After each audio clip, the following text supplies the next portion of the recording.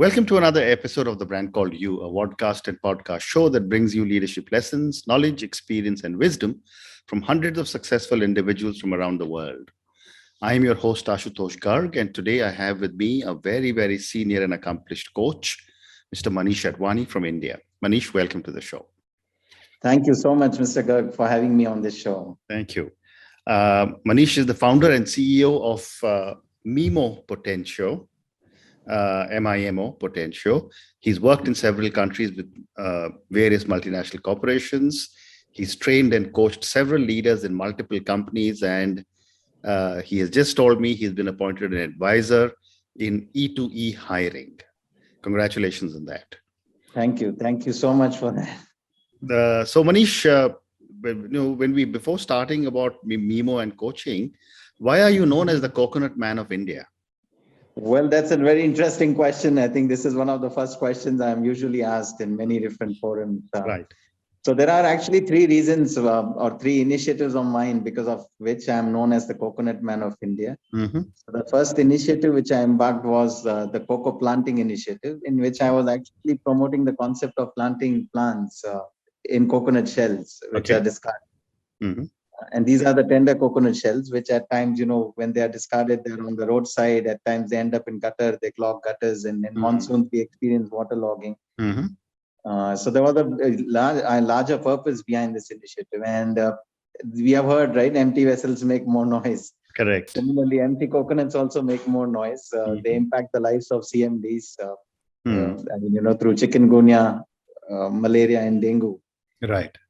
Which is prominent in tropical climates. Mm-hmm. So this initiative became very big. And from there, we attempted to make world's first house, a prototype of a house using sun-dried coconut shells. That was my second initiative, cocoa housing. This initiative won award for India, the International Green Apple Award in the House of Commons in the British Parliament. Mm-hmm.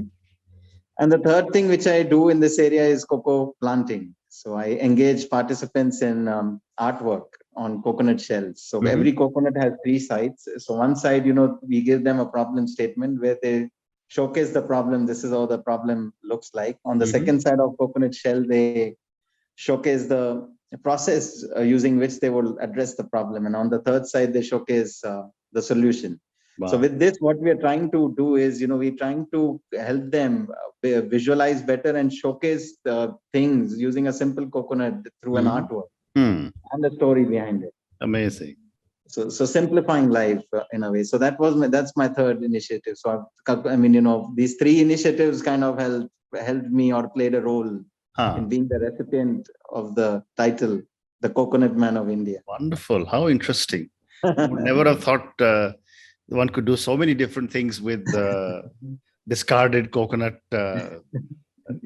outers. So Manish, let's talk about MIMO Potentio. I hope I have the name right. Yes. Tell me a little bit about this venture. So this is the venture about, a lot of companies are talking about customer centricity. People talk about customer centricity. So the customer centricity actually begins with people centricity. Now, people centricity, there is a saying, charity begins at home. So are we people centric within the organization? We are expecting employees to be customer centric with nothing but people centric. But if we are not practicing that within the organization, how do we expect it? It's more of, I think, a ritual, or it becomes very superficial. So to become people centric, and one needs to be mindful, how mindful we are about others' needs. So MIMO is named as, mindful inside, mindful outside. So mindful inside the organization. So employees could be mindful outside the organization. And that way, both individuals and organizations can achieve their full potential. So before I go further, how do you define mindful?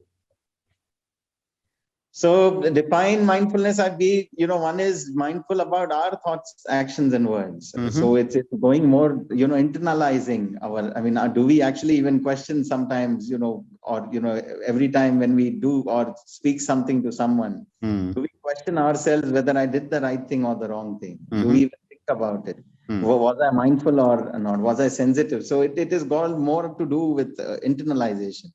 It begins from going deeper within. Right. And when you say mindful inside and mindful outside, can you just give me an example of how you differentiate the two? Differentiate now. I mean, it's a one example would be the. That's a very good question. How do we differentiate? So mindful inside, I would say, inside the organization, many a time. I mean, the one common thread which comes is manipulation.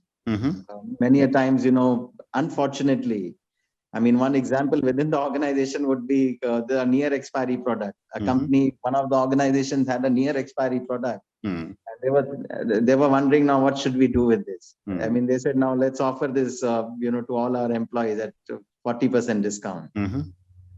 So to me, this is lack of mindfulness. I mean, usually what happens if you're preparing a sweet at your home, whom do you offer that sweet first? To your family, right? Before it goes out of your house. Before you give it to your relatives or anyone else known to you. But here we see it's other way around. If something is left over, you want to offer to people who have worked on it, people who have given the sweat and blood for that particular thing. So this would be inside, and outside it would be manipulating customers, manipulating our community, and there are many examples of many organizations which have paid a big price by doing that, by not being mindful. I mean, so many, they have, some have broken the environment norms, some have, I don't want to name those companies. They are in the news for, multiple reasons. Interesting. So Manish, when I was reading about you, you're also a storyteller. Yes. Tell me about the kind of work you do as a storyteller. So within the the storytelling, the thing which I witnessed when I got into storytelling is a lot of people, nothing against anyone, but I think a lot of things which are being done in storytelling is all centered around storytelling. But the thing is, art is a very important component of storytelling. We have heard storytelling is an art. On the other hand, we hear a picture speaks 1,000 words. Both are like inseparable and lethal combination. Sure. So I connect these two, and when I talk about storytelling, my way or approach is to help people reignite the artist and storyteller which is within each one of us. Every individual has these two best friends which are within them. I mean, you don't need to be a renowned artist. I'm not saying I have to be a MF Hussain kind of an artist. But we leave these two friends behind when we are in 4th or 5th grade. We start chasing numbers in form of grades. You have to get good numbers, good marks. It's all about marks. So from a very beautiful, colorful, artistic world, we enter a black and white world. Okay. And when we get, ingrained into it, I mean, like traffic signals, if they turn black and white, what will happen? What do you think will happen?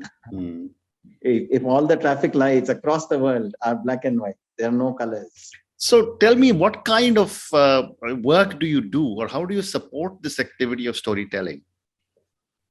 So now the thing is, the work which I do, as I said, the Coco painting engagement, which is it's nothing but an engagement where people, leverage on the artwork to tell their stories, leverage on the artwork to solve the problem. So for me, storytelling has got a lot to do with problem solving. Storytelling has got a lot to do with inspiration. Storytelling has got a lot to do with shared learning. So that's the mission which I leverage on, because stories are something which we are born of. Even the basic of numbers is taught through stories, right? So and so had 4 apples, he gave away 2. How many was he left with? So how we can center everything around? If the organization has to be good on governance, storify governance, simplify governance. Storify cybersecurity, simplify cybersecurity. The cyber norms are so complicated: the phishing, eavesdropping, smishing. I mean, so many tailgating. I mean, a common man in the organization, how do you expect him to, understand these complicated words? All these can be simplified with a story. So can you give me an example of how some terms that you've been talking about, how these have been storified for understanding better? That's a good question. So what would be now, I mean, the best of the Bhishmas? I mean, one example, I mean, the country, I mean, especially my generation grew up watching Mahabharata and Ramayana. So if we see, Bhishma was, I mean, who was so Bhishma was, killed. So Arjuna leveraged on Shikandi to kill Bhishma. So Shikandi could be a ransomware or a malware, which was leveraged for, trapping Bhishma. So a complicated thing like ransomware or other things, I mean, you take people for ransom, and you can leverage on a story to convey that point. Bhima was poisoned, that could be conveyed, right?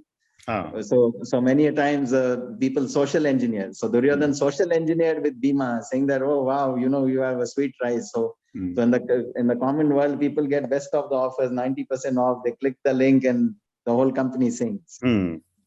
So these all things can be storified. I mean, communicate. I mean, usually the tendency is we communicate saying that don't do this, don't do that, don't do this. I mean, the why is not communicated. What are going to be the repercussions, or who have experienced repercussions, that's not communicated. I think if it's simply communicated using that, and the story is something which stays in our mind for longer duration of period, longer time. So if I ask you, crow sitting on a jar, so what comes to your mind when I ask you this question? I'm sure you must be thinking of, and the visuals would have come to your mind first, and those 1,000 words would have followed. The crow was a thirsty crow, is looking for water. So that story, if I ask you, when did you hear this story? This was in first grade or second grade. But that story is still fresh in your mind. So that's the impact which you are looking at. I think most of the problems in the corporate world can be solved using by storifying. Very interesting. And what is the role of leadership in a good corporate story? The leadership plays a very crucial role in creating a good corporate story, because what leaders do, common men follow within the organization. So leaders have to be on guard 24/7. I mean, leadership is not a cheap thing that you have a title, now you can fly in the air, you can do whatever you want. It's about being responsible and accountable in that position, because now you are being observed. Earlier, when you are not in that position, people don't observe you minutely. They observe you with a microscope or in their hand. Oh, this guy did this. So they start aping you. So leaders they need to ensure thoughts, actions, and words are aligned with each other. All three are aligned with each other. Otherwise, their stories are going to backfire on them. Okay. So what is the role of impact, ESG sustainability when it comes to corporate stories today? Because everyone's building stories in most aware corporations around sustainability, around governance. I'd love to get your perspective. So ESG is very crucial for every organization. Not that because that everyone's talking about it. It has to be consciously, one has to think about it, and it's need of the hour. Are people making sustainability personal? I mean, there are two things. One which organizations are doing. There are one set of organizations which are leveraging on ESG to create their brand or showcase to the world that we are socially responsible brand. But there are other organizations which are diving deeper. For them, sustainability is something which needs to be ingrained into the DNA of every individual in the organization. To me, these are the ones who command respect. People with second school of thought, who believe in making sustainability personal, and on all fronts, sustainable leadership, and on many different fronts in the area of ESG. Okay. So, Manish, now let's move on and talk a little bit about the work you're doing as a coach. What are the areas that you work in? That's an interesting question. So, my consulting or coaching is centered around 4 C's, which is culture to content to communication to community. So what happens is usually in this era where, the attention span is pretty low. I mean, people tend to hear from one ear and they take out from another ear. They go for conferences, ask them after a week, how much have you, or how much were you able to retain? They will have a blank face.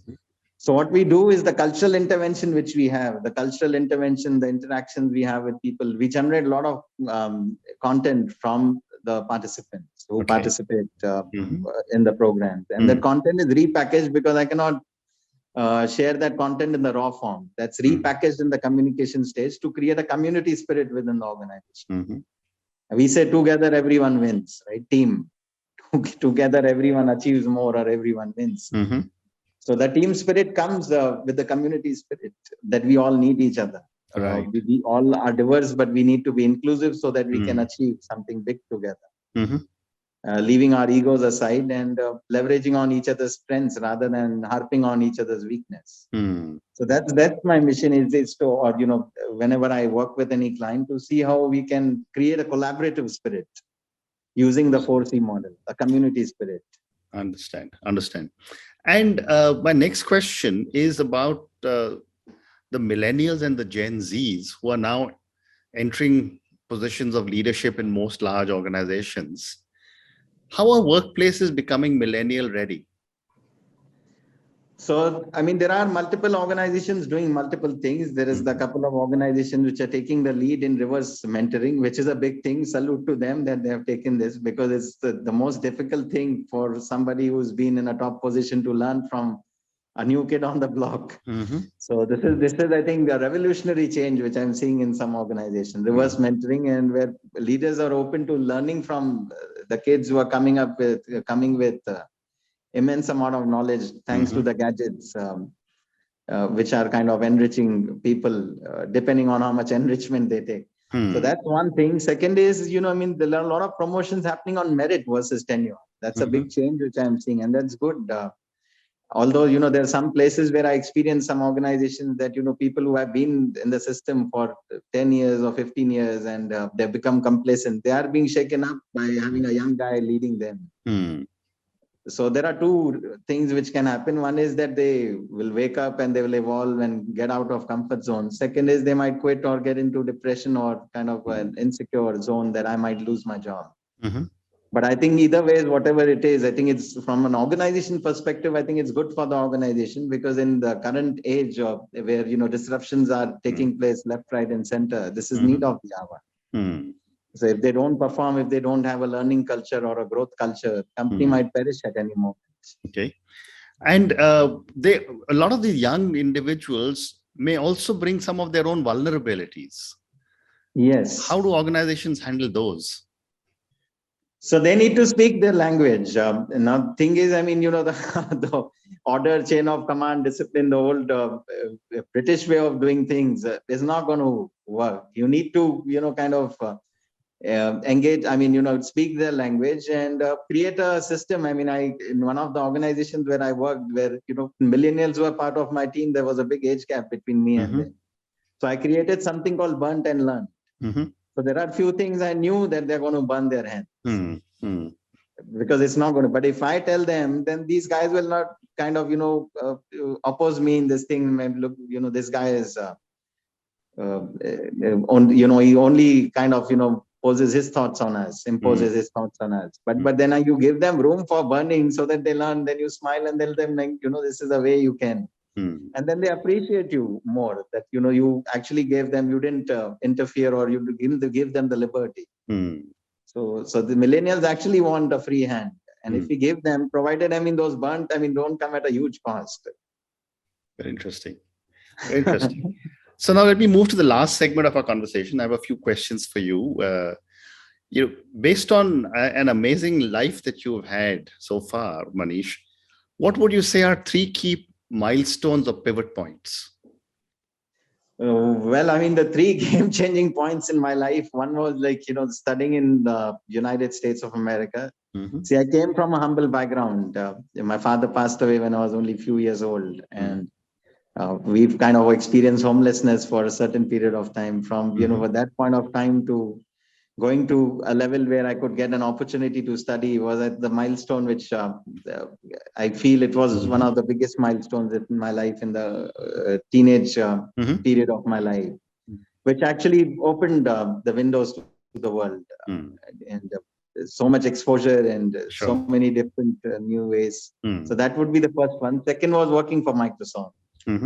Not from, I would say that, yes, it's one of the biggest brands in the world, but the exposure, I mean, per se, which I got working with different business heads, it opened my mind. The business heads, and those two were very diverse, from government to academics to academia to business, and businesses of all sizes, businesses of different types, from manufacturing to real estate to all kinds of business, because they actually cater to pretty much everyone on the planet. So the exposure which I got was phenomenal. To me, that was second milestone. And I actually dreamt about working in Microsoft at some point of time in my life. There was one forum where I got Microsoft t-shirt as a gift. So that day onwards, I was in my heart, I used to feel, one day I want to work for this company. And third is assisting startups. That has been a dream, and I feel that's a milestone. And for this, I mean, I feel the 20 years of preparation or the exposure in diverse companies and diverse functions is something which has equipped me to assist startups. And that's the third milestone. And startups are the backbone of the country. The amount of jobs they're creating, salute to all the entrepreneurs who are taking the lead and creating a startup revolution in our country. Much needed startup revolution. Very interesting. So, time for 2 or 3 more questions. My next question to you is about failure. I've often said, and I have a book written on it, that parents from South Asia don't teach children it's okay to fail. We're always told first in class, head of the line, etc., etc., and that manifests itself in our behavior patterns. Yet we fail, we learn. So my question to you, Manish, is what are some of your learnings from your mistakes? Well, I mean, this reminds me of one of the biggest failures. So I was newly appointed marketing head way back, I think in 2009-10. And as a newly appointed marketing head, I wanted to do something big, I would say, give a boost to my ego or whatever you may say, that, to show the world that, I have arrived or something like that. So I got a global guy from UK. I mean, he works for one of the biggest brands, a very big kind of a celebrity name. He's a celebrity, kind of a leader. So who agreed to, be part of one of the big events we were organizing in NSE. And I was, pretty confident. We sent out emailers, other things. And with the capacity we had, the NSE auditorium had a capacity of 200 plus, I think 200 plus seats. And the thing is, on the day of the event, not even 10 or 15 people turned up. So it was not an easy situation. You have a dinner which has been planned for 200 plus people. You have confirmation from people. And here you are in a situation where there are not even 15 people. And there's a global celebrity. I mean, you cannot even look into his face. I think it was one of the biggest disasters of my biggest failures I experienced. But that experience, next morning I felt, one is that, in my mind, I feel there are 2 dogs which play in our mind, which bark. One is the pessimist and another is optimist. The pessimist dog said, don't ever get into events. This is the end of your journey in events. Don't get into any of these things again in the future. But the optimist said, no, you need to evolve. You need to prove yourself. You need to get, not because of ego, but you need to actually correct your mistakes. So it also humbled me. And to correct my mistakes, next morning I called a meeting of all my colleagues and I kind of, opened the doors for receiving their comments, feedback. And I said, shoot whatever you have within you, which you feel, was an obstacle because of which we failed. And at the end of that exercise, we realized we made 56 mistakes, 56 mistakes. And one of the biggest mistake was I was working in silo. Okay. I felt I am the doer. I am someone. I mean, there is a verse it reminds me of Bhagavad Gita. I mean, there's a famous verse, Prakriti Kriyamanani, Gunai Karmani, Sarvasha, Ahankara Vimudatma, Kartaham Vidhi Manyate. So that Ahankar within me actually made me fall, a big fall, which I experienced. And then I started collaborating with people. So from this failure, we evolved in such a way that we were getting thousands of people for our events. I'm not kidding. I mean, in a hall, which was, then we moved from NSE to BSE. BSE had capacity of 700, 500 to 600 seats. We had 1,000 plus people coming for events and global celebrities coming and speaking in some of the events we were having. Very interesting. Very interesting. Manish, on that note, thank you so much for speaking to me. This has been a wonderful conversation. Thank you for talking to me about mindfulness, about storytelling, about how we can use stories to be able to simplify the message that corporate leaders want to give to teams. Thank you for talking to me about the 4 C's that you use for coaching. And finally, thank you for talking to me about your amazing journey as the Coconut Man of India. Thank you and good luck. No, thank you so much. I mean, it was an honor and privilege to be with you on this show this morning. Thank you. Thank you. Thank you for listening to the Brand Called You videocast and podcast, a platform that brings you knowledge, experience, and wisdom of hundreds of successful individuals from around the world. Do visit our website www.tbcy.in to watch and listen to the stories of many more individuals. You can also follow us on YouTube, Facebook, Instagram, and Twitter. Just search for the brand called You.